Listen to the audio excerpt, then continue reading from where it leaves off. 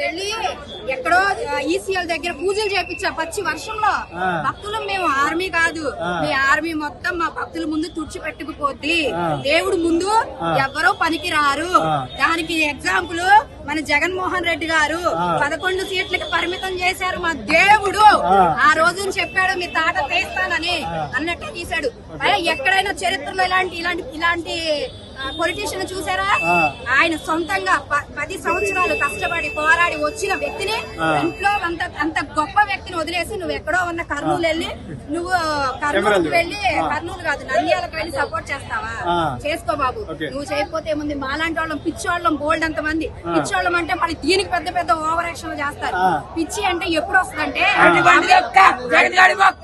అభిమానం, ప్రేమ, ఆప్యాయత అన్ని దాటిపోయిన తర్వాత పిచ్చి అంటారు. అంతకు మించి ఈ నిమిషం చెప్తున్నా ఆయన కోసం ప్రాణం ఇవ్వమంటారా? ఇస్తాము. ఎందుకు మీ అమ్మ బాబు కోసం చెయ్యమ్మా అని కామెంట్ లో పెట్టొచ్చు. మా అమ్మ బాబుని చూసుకోవడానికి మా దేవుడు ఉన్నాడు. అది ఎందుకంటే మమ్మల్ని కాపలా కాయడానికి మెగా అభిమానులు ఉన్నారు. మెగా ఫ్యామిలీని ఇబ్బంది పెట్టే ఎవ్వరూ కూడా కంటికి కనపడకుండా పోతారు. ఆగిపోవడమా, ఇంకా వేరే ఎక్కడన్నా ఆడించుకోవడమా అన్నది పక్కన పెడితే, తెలుగు రాష్ట్రాల్లో ఆంధ్ర తెలంగాణలో 60% ఉన్నది భయ్యా. ఏది మనకి సినిమా రిలీజ్, మిగతా 40% ఎక్కడో బయట ఉంది. ఈ 60% మొత్తం 50% మా మెగా అభిమానులే ఉన్నారు.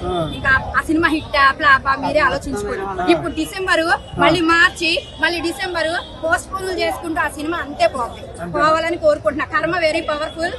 అల్లు అర్జున్ గారు అనవసరంగా ఒక గొప్ప వ్యక్తి మీద, మహానుభావుడి మీద మీరు తప్పుగా మాట్లాడారు. బయట వాళ్ళకి మీరు ఒక అవకాశాన్ని ఇచ్చారు. బయట ఇప్పుడు ఒకటి భయ్యా, ఆయన ఫ్యామిలీలో నాగబాబు గారు గాని, చిరంజీవి గారు గాని, సాయి ధరమ్ తేజ్ గారు ఎవరైనా కూడా ఆయన ఫ్యామిలీ అంటే చాలా రెస్పెక్ట్ గా ఉంటారు. జగన్మోహన్ రెడ్డి గారు సొంత చెల్లిని బజార్కి ఇచ్చేసాడు.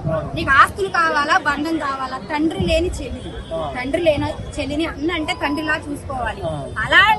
అలాంటి పార్టీలో ఉన్న వ్యక్తికి నువ్వు వెళ్ళి కొమ్ము కాసావు.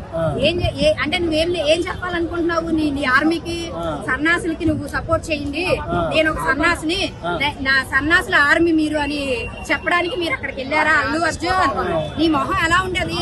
గంగోత్రిలో ఎలా ఉందండి ఆయన మొహం? ఏమండి, ఎంత మంది మెగా అల్లుడు సినిమా చూడలేదండి మేము?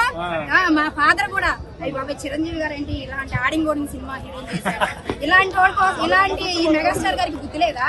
ఇలాంటి ఓడింగ్ తెచ్చాడు, ఆయన కోసం మీరు సినిమా చూడాల్సి వస్తుందా బాబు అనుకుని చూసారు. కేవలం చిరంజీవి గారి కోసం గంగోత్రి సినిమాని చూసావు. నీ టైం బాగుండి, నీ లక్ బాగుండి, దేవుడు నిన్ను అనుగ్రహించి, కళామతల్లి నిన్ను అనుగ్రహించి నువ్వు హీరో అయ్యావు. తప్పండి ఉంది. ఇప్పుడు చిరంజీవి గారు ఒక మాట అన్నాడు, మా ఫ్యామిలీ లేకపోతే మీరు చెప్పుకునే వాళ్ళని అడిగాడు కదా. ఇప్పుడు ఇతను కూడా టాలెంట్ ఉండబట్టే హీరో అయ్యాడు. చిరంజీవి గారికి టాలెంట్ ఉంది కాబట్టే ఆయన అంత పెద్ద హీరో అయ్యాడు. మరి వాళ్ళ తమ్ముడేడి? వాళ్ళ తమ్ముడికి ఆర్మీ లేదా? ఈయన ఆర్మీ వాళ్ళ తమ్ముడికి ఇవ్వచ్చుగా. వాళ్ళ తమ్ముడిని ఎందుకు చేయలేకపోయాడు?